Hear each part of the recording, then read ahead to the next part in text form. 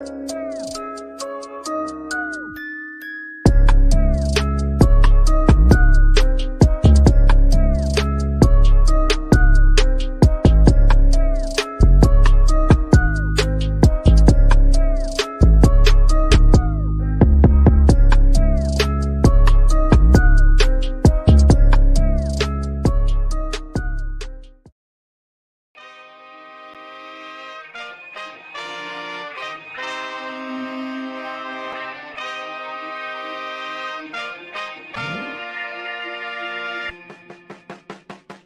Oklahoma City Thunder select Chet Holmgren from Gonzaga University.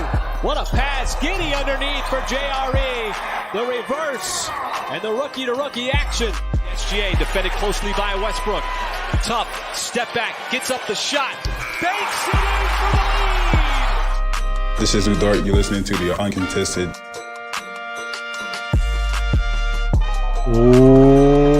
What is up, and welcome to the Uncontested Podcast, live from Las Vegas, Nevada for the NBA Summer League in an undisclosed hotel location.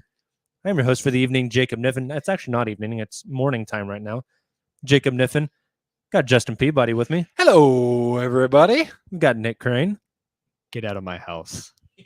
And we've got Tayler Peterson. Just passing the mic back and forth. Hey. We are making do with our technical difficulties. We all arrived at different times Thursday evening after the recording of this podcast. We are headed over to Thomas and Mack. And by all, he means us three got here and Nick's flight got delayed and we didn't get in our hotel room until like midnight. Hey, love it. It happens. It happens. After the recording of this podcast, we'll head over to Thomas and Mack to catch Houston versus Portland is tonight. And then, obviously, the game of the night, we will get to see Victor Wembanyama make his NBA debut against the Charlotte Hornets. Saw two guys in the lobby earlier rocking the Metropolitans 92 Wembanyama jerseys, which is pretty incredible. I think it's going to be an insane atmosphere. It's going to be crazy. I think it's going to rival Zion's debut whenever there was the earthquake. I forgot about the earthquake. The game didn't was end. The same night of technically it was the next morning, early in the morning, but of the Paul George SGA trade. Oh, yeah. Yep, because I was in Boston at dinner watching Zion play, and the earthquake happen, and the game get canceled, and T&M get evacuated. Yeah. And then I went back to my hotel, or my Airbnb that night in Boston, went to sleep, because it was like Eastern time zone. And then I woke up to like 1 billion notifications.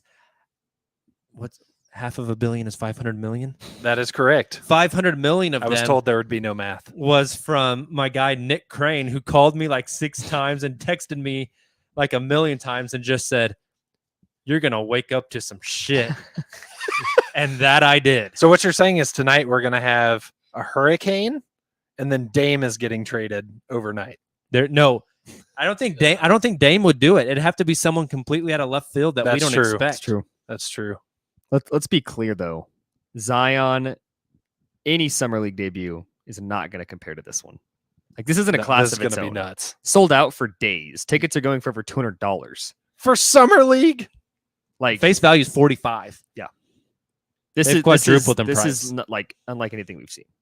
Straight up, it's going to be crazy. Like last year, we never had I don't even know where the stairwell is in Thomas and Mack to go to the uppers. We might have to explore that tonight. Dun, dun, dun. It's going to be nuts. It's going to be fun. It's going to be a lot of fun. What are we going to do when Wemby comes out and shoots like 2 for 14? And cheer for the 2. Did you see those 2 jump shots? I feel like it's going to be the kind of situation like the crowd is going to be just waiting for him to do something amazing. Mm-hmm. It's like anything he does, people are going to be like taking their clothes off in the stands and losing their minds. I feel like there was a lot of hype for Chet's game last year too.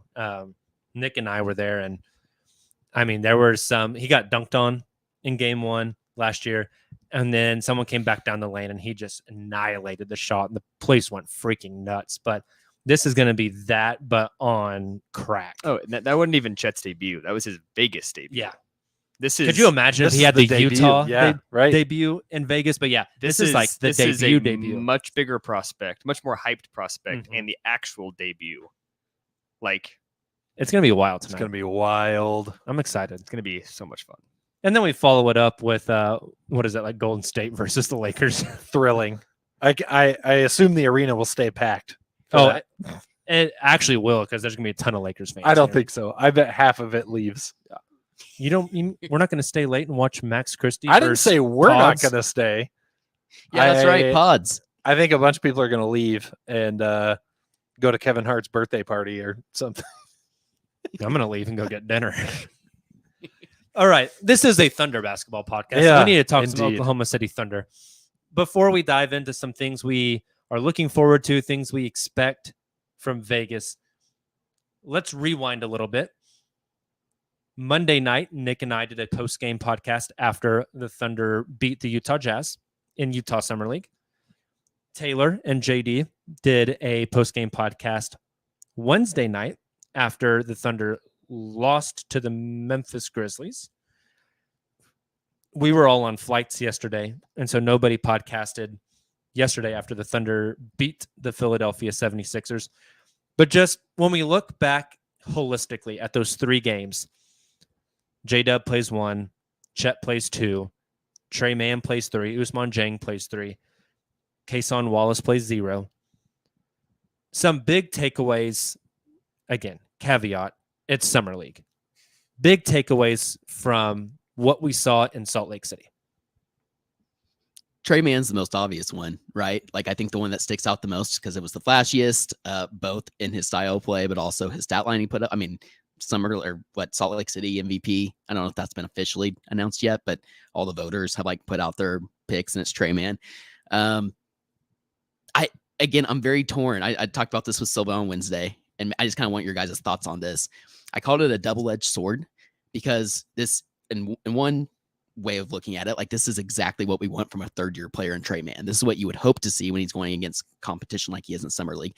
No offense to Summer League, younger players. On the other end, like, what does this actually look like? Will it translate to this current iteration of the Thunder team? I think it absolutely can translate in the NBA, but will it translate on this Thunder team? We didn't see a ton of playmaking. We saw more of it the third game, which is great, but we saw a lot of scoring with the ball in his hands, which can be very effective for a team. But I continue to wonder if that team is the Thunder. I'm curious your guys' thoughts. You definitely would rather have this than the alternative, right? Like, yeah, it's great. It's Summer League, but you put a big asterisk on it. But compare it to James Bouknight. Like, that could be the alternative, right? Is somebody who is in their third Summer League and really needs to be putting it together and just continues to not do that. This is obviously a better alternative. I think you hit on it, though, with the playmaking and the ball in his hands. I think that got even a lot harder this offseason with Cason Wallace, with Micic, that they have so many guys that can handle the ball that Trey is not going to get the opportunity to just stand back there and cook like he has in a lot of these Summer League games. It's obvious he has talent. It's obvious he probably deserves a role in the NBA more so than a Bouknight. But to your point, is that team the Thunder? I don't think so. I think that's my takeaway is, like, he clearly is an NBA worthy player. He's above that, like, G League level because of his skill and what he's able to do in situations like this. But I think the fit on the Thunder, it still feels like he's not necessarily what this team is building for, because he's not doing it in the same way as all the other guys on the roster. And not to discount the performance in Salt Lake City, because it was great. The reality is the level of competition, even before we get to the season, like in Vegas, is a lot higher. Like, especially in these first couple games, like, name a guard that was in Salt Lake City, not named Keontae George, that should have even touched Tre Mann at the talent level. I don't know if there was one. Like, as good as Terquavion Smith and Ricky Council and some of these get undrafted. Memphis, their two best players were bigs. I want to see him do that in Las Vegas against some better talent. Totally agree. And Tayler started with the caveat of, this is exactly what we wanted to see, right? Tre Mann doesn't earn a roster spot or playing time in Summer League, but it's a data point. And you absolutely want to stack good data points at this point in his career. My big thing, and I told you guys this yesterday on the plane, like he is not going to get the time with the ball in his hands to self-create in the NBA, at least with the Thunder, nearly as much as he's gotten in Salt Lake City, right? And that's where he's really shined, is he has the ball in his hand, he's playmaking, he's driving downhill. I think his finishing package has been really, really good. It's super impressive. Like he's got some touch.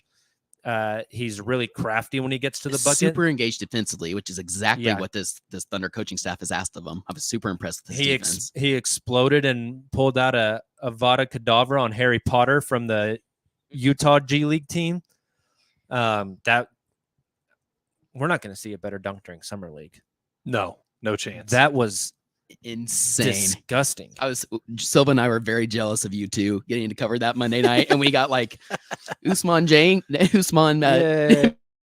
some shot. Yeah, it was an incredible dunk, like one of the best ones I've seen in a long time. I just don't know if he's going to have those opportunities with the Thunder, because it's all about rhythmic play. It's all about moving the ball. And when you get down to somebody who's going to ISO create, Shea's the first on that list, and Josh, and J-Dub, and you got Midgich, and Chet can create a little bit. Like, Trey's pretty far down on that list, and no knock to him. I still think he's on this team come like training camp and come the start of the season, just because I think you have more invested in him than a lot of these other guys, like 100%. A Patty Mills or a Victor Oladipo or whatever. But the style of play, I think you guys kind of hit it on the head. But he's been awesome.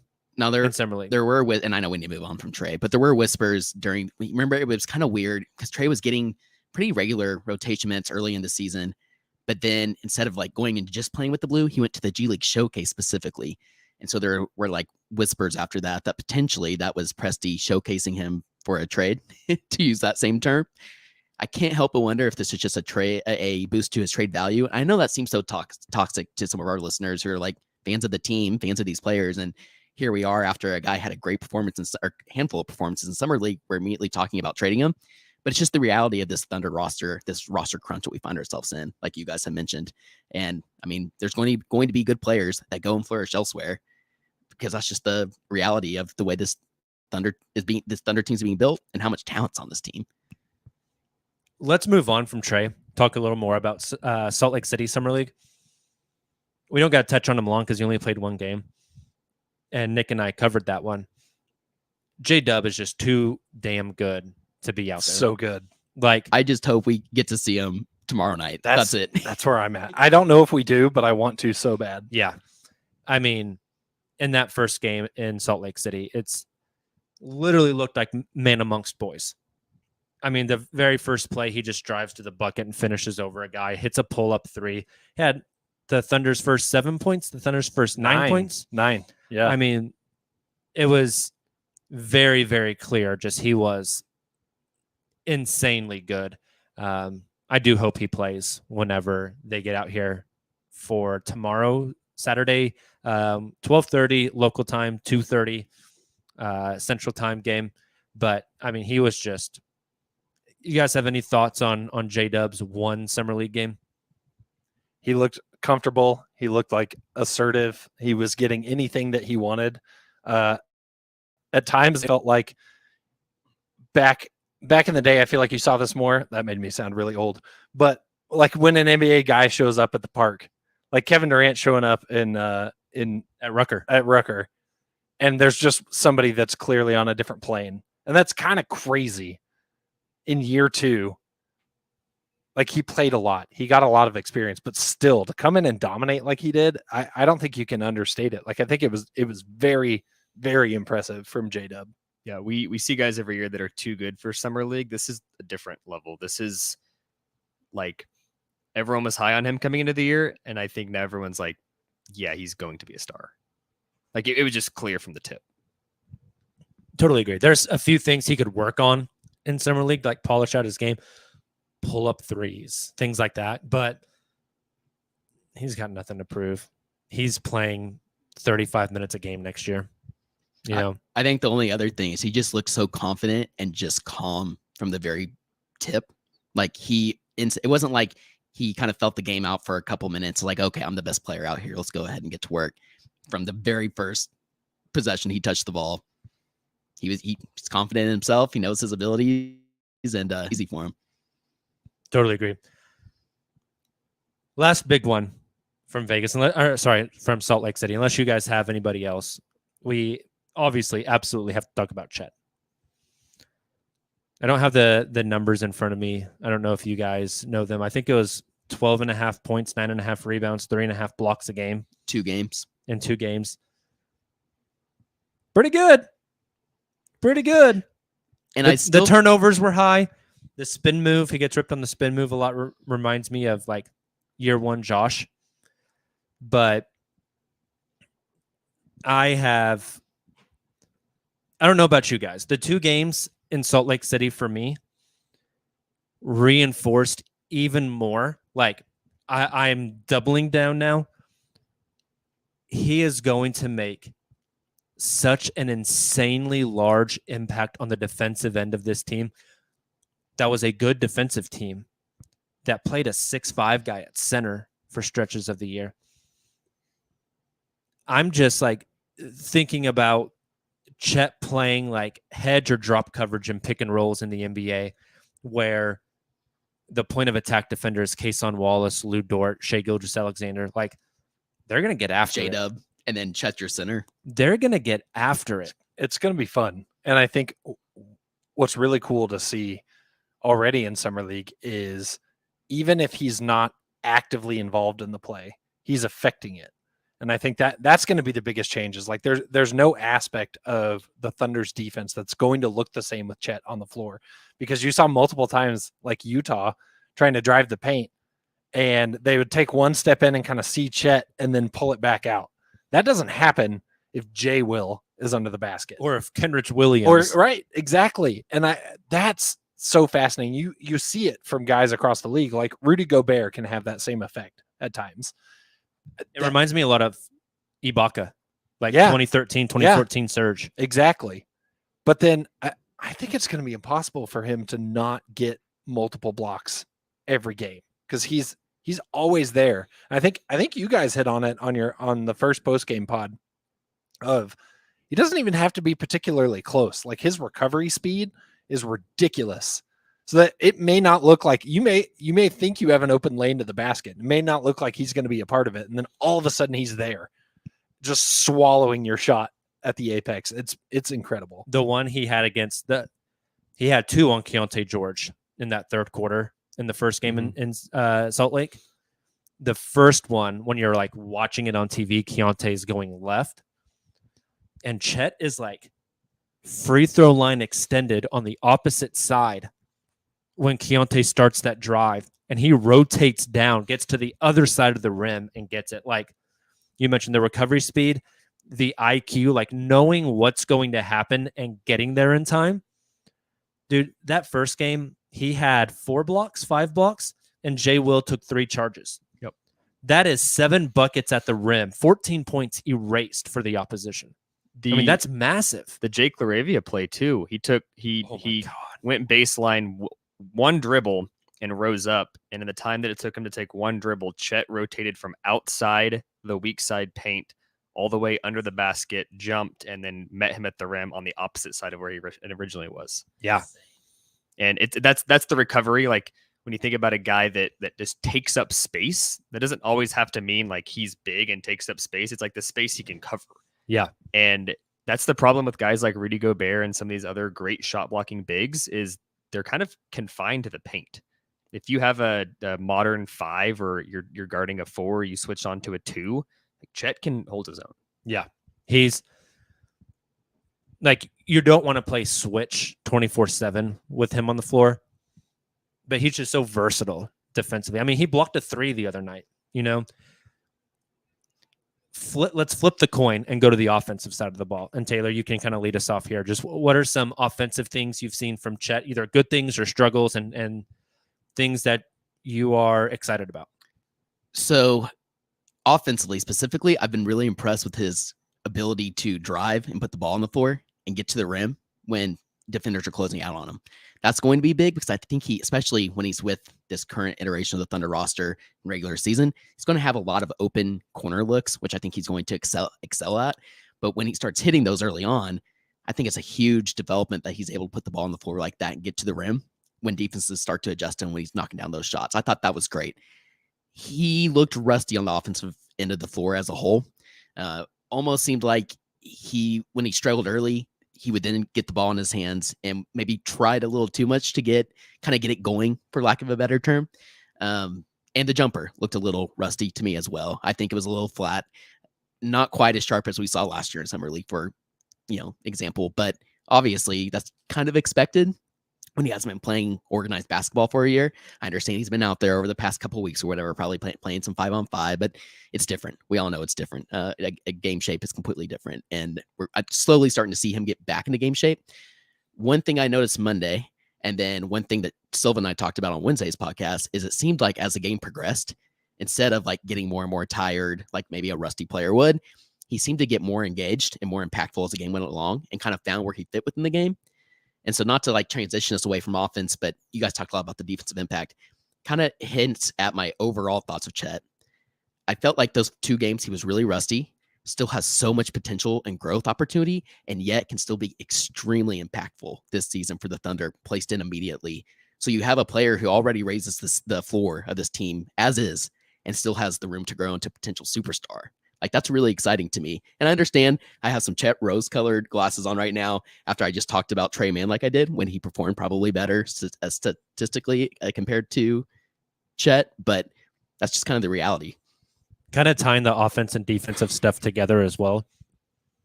We know this team likes to run. They really want to get out in transition. Those Chet blocks, they're not the blocks where like he's getting up with one hand and like trying to intentionally like send it to row 5.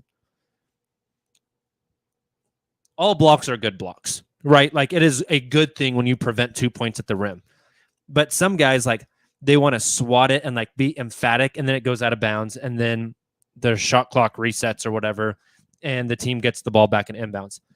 Chet's are like, Nick mentioned this, like 2-handed like volleyball spikes. And those are the types of blocks that trigger fast breaks. And I think the Thunder are going to eat off of that. They are going to get like 8 to 10 points a game just off Chet's defensive impact, because it's going to spark a break. Yep. And on the topic of conditioning, like you mentioned, being in game shape, I would guess this is why we haven't seen him take a ton of threes, like getting your legs back under you in a game setting, especially after a foot injury. Like his debut in Salt Lake last year, he took like 5 or 6 threes. I don't think he even took 5 or 6 through 2 games. Like, I think he maybe took 3 3-pointers. But the fact that defenders have to respect it, you see him like pump and drive or keep him on their toes and take him to the rack. Just wait till he starts taking and making threes. Like, that's the element of his game. As good as he was, we have not seen it this year. He was using that pump fake at will. And impressive. And still getting respect off of it, even though, like you said, Nick, like right now he's not shooting threes. Clearly, the scouting report says enough. When he is hitting that, it's going to open up a whole new dimension, and that his ability to create off of the pump fake is really impressive. And I think that's one of the things on the offensive end that stood out to me, whether it's, using a spin move and going down low, or it was driving kick.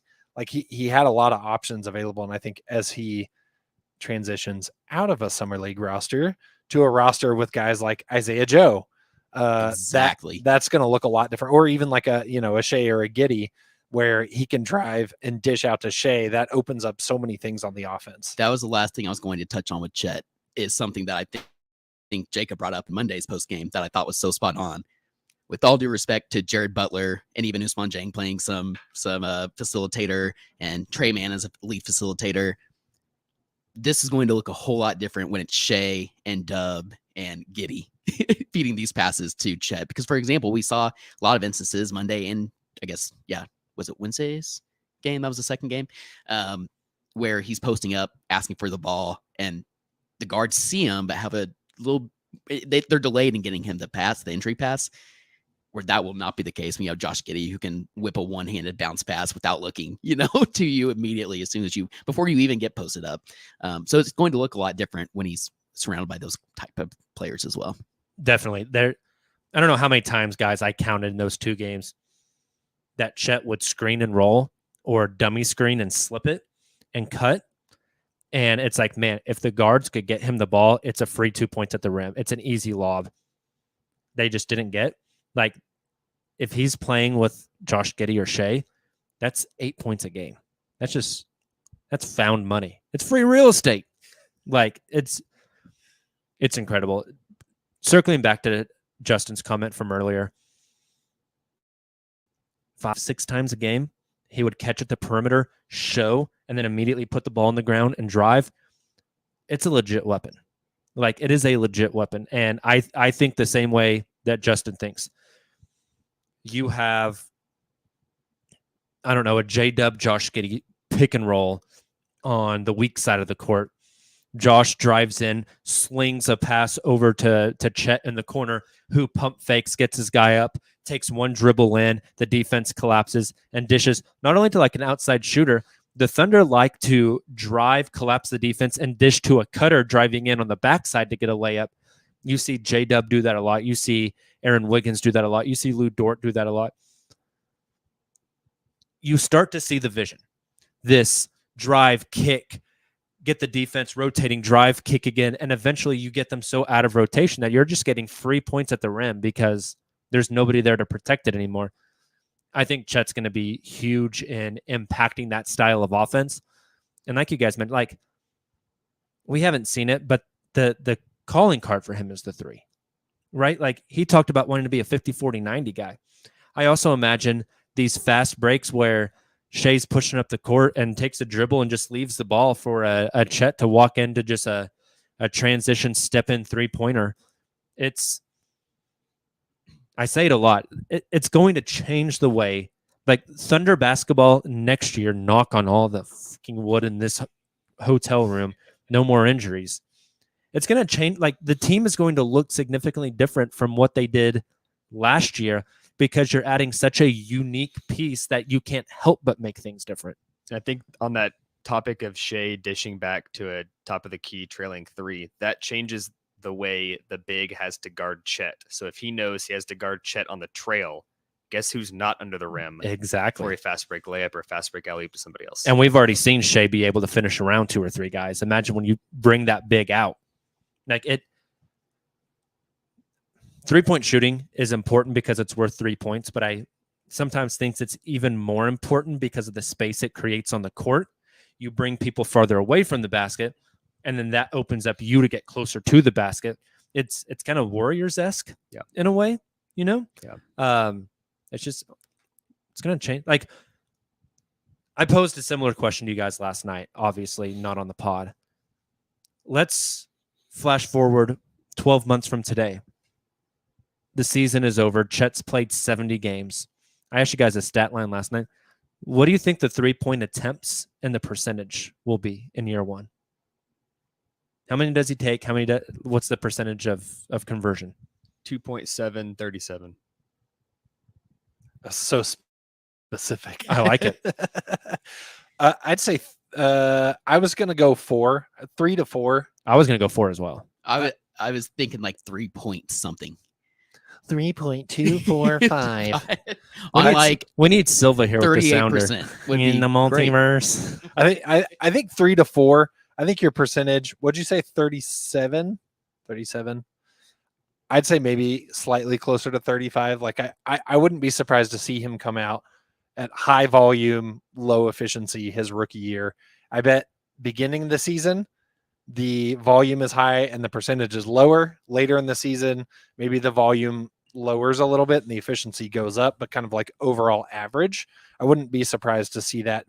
Very similar, but hopefully different than like Lou Dort, right? He came out with, it was very clear, whether it was a coach's directive or a Lou Dort directive, you're going to shoot a lot higher volume of threes. I wouldn't be surprised to see a similar directive for Chet. Mm-hmm. The Totally chip agree. effect. Now, before we talk ourselves into 82-0 in the regular season, let's Too reel late. Let's reel it back to Too summer late, league. buddy. Okay. Reel it back to Summer League. Anybody in Salt Lake City that wasn't a big name, like the Chets, the Tre Manns, the Usman Jangs, that has impressed you that you're just craving to see more of here in Las Vegas? I got one. Pick me. Caleb McConnell. Somebody I was very interested in when they signed him. I can't remember if it was actually draft night or if it was the next morning, but he was their first Exhibit 10 contract undrafted free agent signing. Two-way versatile player out of Rutgers. Again, the clips I watched, of course, he's going to look pretty good offensively. He did struggle offensively, particularly from outside. He's not a great shooter, but his defensive impact has been incredible. I think he was a full 4-year player at Rutgers. I can't remember exactly, but we saw that, or 5. So he was a super senior. We saw that impact, particularly yesterday's game where Chet wasn't playing and he was the one going in there getting blocks. He was hustling on the floor, poking out the ball, getting deflections, and then obviously getting steals as well. Just a very high energy player that kind of fits the mold of what we've seen Presti go after in these Exhibit 10 two-way contracts. So I'm curious to see more of him in Vegas because that could probably determine whether I understand it's early and they'll let him go through training camp, but I think if he plays well enough in Vegas, he could potentially go ahead and lock up another one of those two-way spots. Maybe a cop-out because he was already like in the Thunder organization, but I thought Jared Butler had a really good Salt Lake City. He looked really solid as well. I think I don't know what that means given what the Thunder roster has. I think it means we're going to bring you back on a two-way. Yeah, I think that's fair. He looked really solid. I think Shackelford was another one that stood out to me a little bit. The 3-point shooting seems real. That man, hands have the ball has been put in like the microwave for like 7 minutes, and then it's like one of those casserole dishes where you touch it and it's like trying to take a hot pocket out. Yeah, it's like he touches the ball and it's up. Like that man has one thing on the brain, and it is buckets. Yeah. Yep. Yeah. He has his own green light. Yes, he does. Kind of a weird shooting stance too. He's kind of like cockeyed. His hips are a little twisted. Is it? And he's a lefty, isn't he? Yeah. Hey, lefties represent, man. Jeez. I'm gonna give an answer that doesn't answer my own question. I'm gonna give you a name. So on brand. I'm gonna give you in a vacuum. So on brand. A name that didn't play, but I'm really interested in seeing is JRE in Las Vegas. Okay. I think similar to what Tayler said. Like, I don't think a decision will be made until training camp because you don't need to make a decision until training camp. But I think this is a really pivotal time for him. And if he plays, like the ankle, I don't know if they've ruled him out. Yeah. Maybe he plays towards the end. Maybe he's good today, can play tomorrow. I don't know, but I feel like this is a humongous offseason for him. Not just for the Thunder, like in the league. I totally agree. Also, I don't know how you guys feel about this. And there's no way in hell the coaching staff in the front office think this way. But I've always just kind of tethered JRE and J Will together. Like in my mind, one of them's going to stick and one of them's going to go. They're just archetypal. They're too similar. I don't think the Thunder front office thinks that way at all. But J Will, did he play 2 games or just 1? He played that same as Chet, the first 2, and set out the third. I'm impressed, man. Like, he's big. He can body people up. That first game, he had like 13 rebounds. Not afraid to shoot the 3. We know he's a really good ball mover. And maybe it's just recency bias because I feel like I haven't watched Jeremiah Robinson Earl play basketball since before Christmas. You know, that might actually be accurate because I don't remember when the injury was. But I've just always like wondered and kept those 2 like together as one of them's going to stay eventually and one of them's going to go. And J Will is making a pretty compelling case. I agree. I think both of them at different times I've used the comparison for each of them of Nick Collison in terms of like their role on this team. Obviously, both different players, both have different nuances, but I think both guys that aren't afraid to do the dirty work are just like really solid minutes when they're on the floor. You know what you're going to get.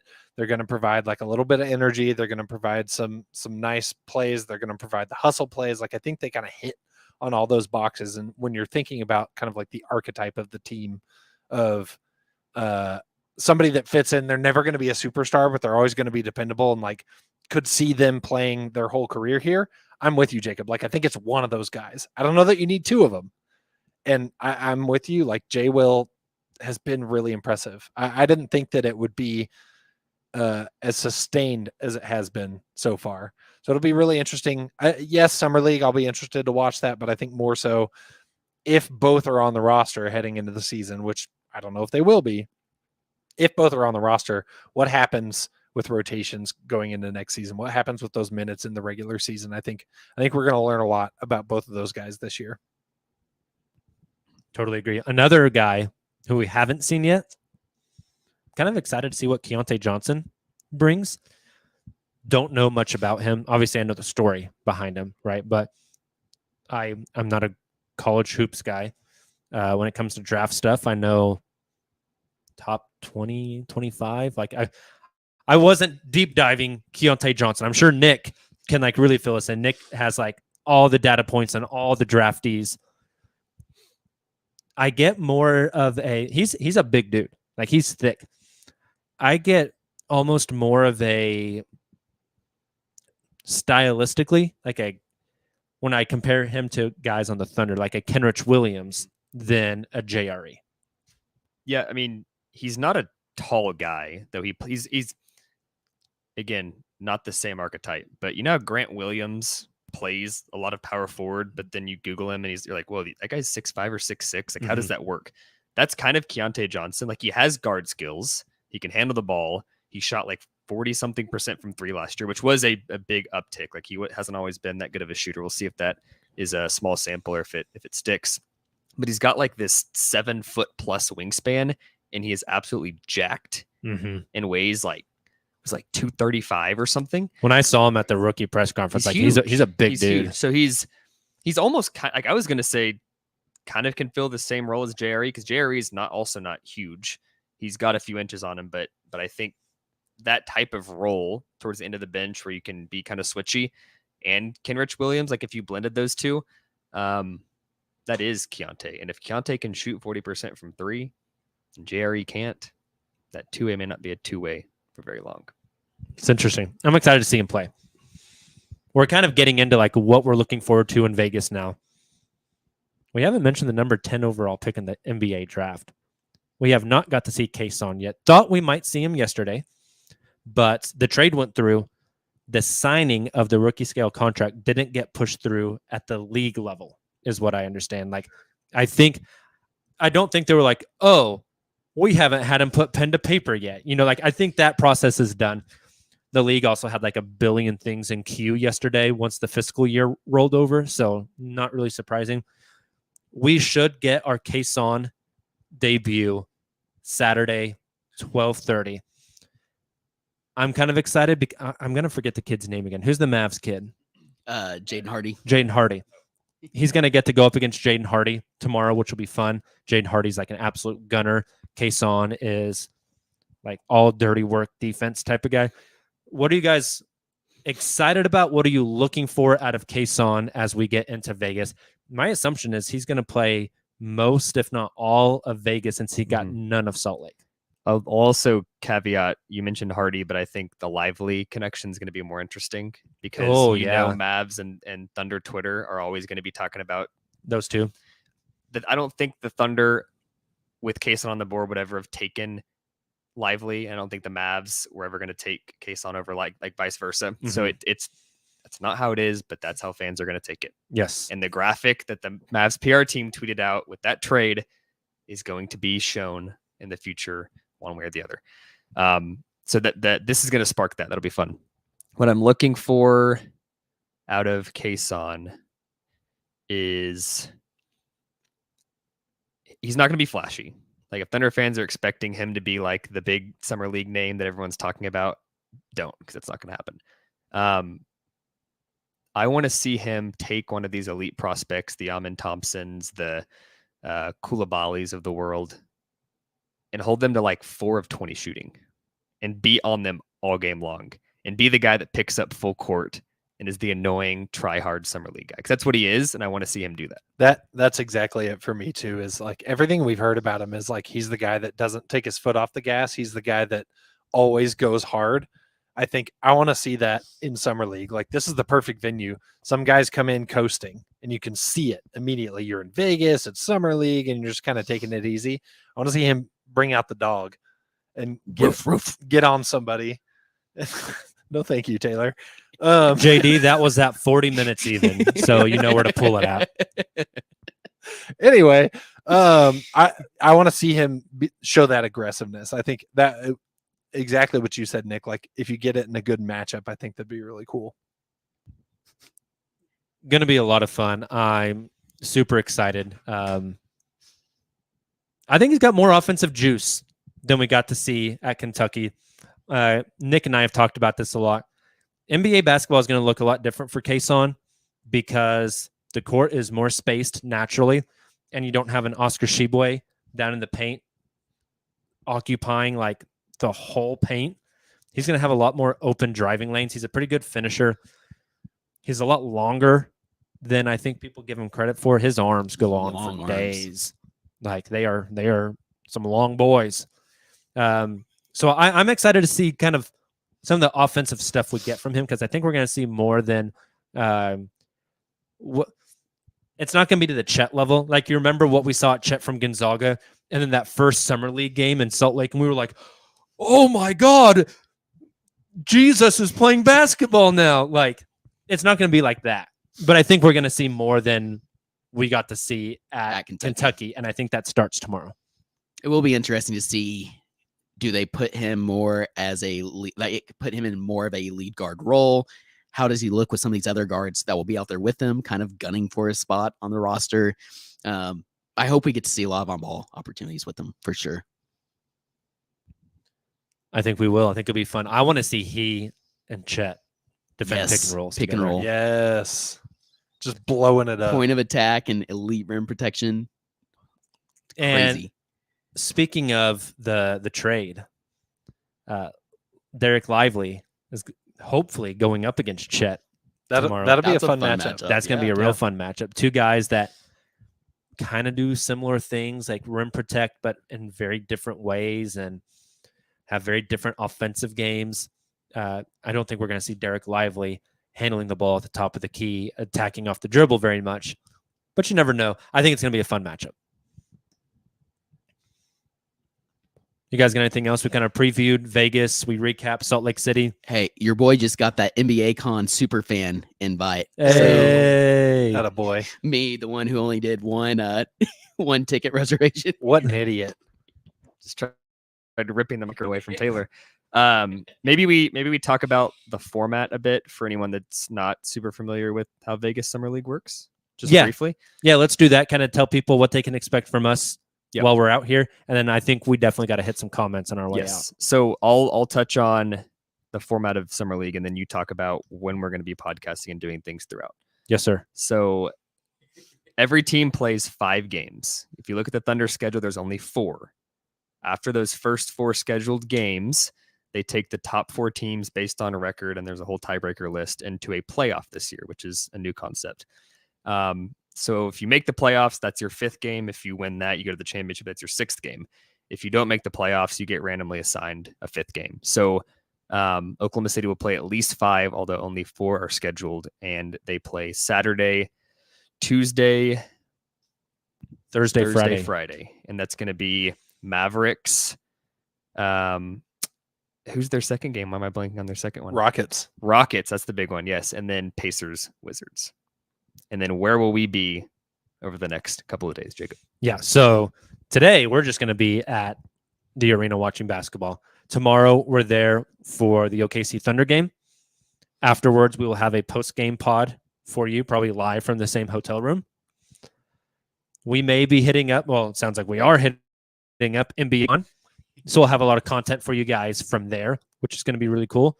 When Nick tries to get on stage with 2 Chainz, we will film it and 2 post cranes and 2 chains. It's meant to be. Let's go. We will definitely post that on socials. Sunday morning for us, Pacific time, 8 a.m. Grind don't stop, y'all. Grind don't stop. For you folks in Central Time Zone, that would be 10 o'clock in the morning. The Sunday show will be a morning show, not an evening show, because we will be live from the Blue Wire studio in the Wynn Resort. Don't miss it. It's going to be dope. If you do miss it, go back and watch the YouTube video. Yes. Because the setup is unreal. It's going to be awesome. And then we are back home Monday. Next week, we'll have post games after all of the Summer League games, and then back to the normal scheduling of Sunday shows at 9 p.m. Central. I think that does it. Make sure that you are on all of our social channels, Instagram, YouTube, Twitter, Threads. Threads. Boom. We are on the Threads now. So you Indeed. can see all of our content. Tayler, Justin, and I will also be doing a Summer League notebook for dailythunder.com. The first one should be up tomorrow because we're going to do a notebook today. We'll do one each day that we're here. So Friday, Saturday, and Sunday. So be on the lookout for that. And that's just not really Thunder specific stuff, just trying to let you guys know what Summer League looks like if you are not out here in Vegas. Kind of give you the ins and outs and everything. So that should be fun. Justin, will you take us through some of the comments before we're done for the night? Let's do it. First, we have A-Man saying, does Tayler got that dog in him? Is the dog trying to come out? Eventually. A couple more days in Vegas. I don't know. I wasn't impressed by the rough. It was a little rough. If you X-rayed Tayler, you would see the same thing that you see with Joey Chestnut, just a bunch of hot dogs. Got that Got hot the dog in dogs. him. Dogs. I was gonna say like Sheebs or something, like a little corgi. I think I don't think it's Joey Chihuahua. Chestnut. I think Taylor's closer to, was it Glizzy Lizzy? Lizzie. What a legend. Med in the chat. I wish we could have seen Poku and Chet. How likely is it that we see Poku start blocking shots with two hands? Little Chet influence. That would be awesome. Hey, what Poku did last year when he started, I think is like real Mhm. and I hope so. kind of Chet-like. Yeah. And I've been saying it on the show for a while. I think Poku's going to their bench big next year, and they're going to play Poku and Chet together some. But I think when Chet comes off the floor, Poku comes on the floor to kind of keep that same style. I'll tell you this, it's easier said than done to block shots with two hands, like the discipline it takes. Because if Yeah. you think about it, everyone likes to run and jump at the ball. When you're doing two hands, it's you almost naturally have to jump straight. Like no one's Straight up, doing yeah. a Superman going to try to block a shot. If you are, you're getting called for a foul. Right, exactly. So it takes a lot of discipline, it takes a lot of size, and it takes a lot of the right timing and skills to be a good shot blocker. So if Poku's doing two-handed blocks, that's a great thing, but I don't know if I'd expect it. Indeed. That's fair. We got to get Poku an extension too. Carrie asks if Taylor and I are ready for our first summer league. Carrie, this is my second summer league. But Taylor, are you ready for your first summer I league? am ecstatic, especially since we can see Wemby. Something has to work well That's tonight. a good way to start. It's all Are we downhill starting from a- there. Well, we- that and our tour down the strip last night was a good, Yeah. good way to get my feet wet. Yeah. No, that's the euphemism you want Don't. to use. A-Man says we need to start the Something's getting wet. Chet better chant. Yeah, that's That's right. what I was about to say. Tonight. That'd Hashtag. be funny. I like it. Let's see. Tyler asks over under 0.5 games with 5 Thunder players over 20 points this season. Spreading the wealth. 5 guys with 20. Might have Has to that save ever been for our done? Preseason That's a good bets. question. I don't know if that's ever been done in NBA history. Why not start now? Shea, Dub, Josh, Chet. Who'd be the 5th? Cason. Jordan. I'm going- 35 I'm shots. going Mitchich because he hits Okay. like Oh, yeah, that's a good one. 6'3", 6 Isaiah- of 6 from 3. Isaiah Joe, we saw get up there. Yeah. It could That'd actually be incredible. happen. Trey Mann. Come on down. There we go. It'd be a game they score like 150. It'd be like the They- Boston they- game again. Exactly. Yes. They love setting records. Last but not least, Tom, who loved the Bill Simmons OKC take on his pod today. Anyone want to take that? Does everyone know Typical what the Bill Simmons. Simmons take is? He said, if I'm Seattle, I'm kicking the tires on OKC. Well, what if somebody offered him $5 billion for the team? How could Clay Bennett turn that down? They've got heard- such a bright future. Don't you think they should just go for it, Nick? I heard somebody, I haven't listened to the podcast, but I saw somebody said that he mentioned, well, that Chesapeake guy is kind of like down on his money right now. He's been dead for 7 years. Touche. Yeah, he's a little down. What's on he his going to money. do with $5 billion, Jacob? I'll say this. No business person is going to pay probably double what a team is worth. Like Yeah. $5 billion would probably put them at like the first or second most valuable friend in the NBA. Don't bring logic into this Seattle fanfic, Nick. Phoenix was almost. I mean, Phoenix was what, $6 billion? No one can hear you, Taylor. You don't have a microphone. I'm talking to Nick. All right. Yeah, they're not moving to Seattle. No. That's not happening. No. I think that's going to do it for us here from this freezing cold hotel room. We are going to go grab some lunch and head over to Thomas and Mac. If you're following live in the live stream, thank you so much for tuning in. Make sure you're on all the social channels because we will have tons of content coming your way today. It's going to be a blast. Tune in tomorrow after the Thunder play the Dallas Mavericks. We'll have a post game for you. You guys enjoy Summer League. Enjoy the Wemby show tonight. Should be a good one. We will be back with you tomorrow. Until then, and as always, Thunder up.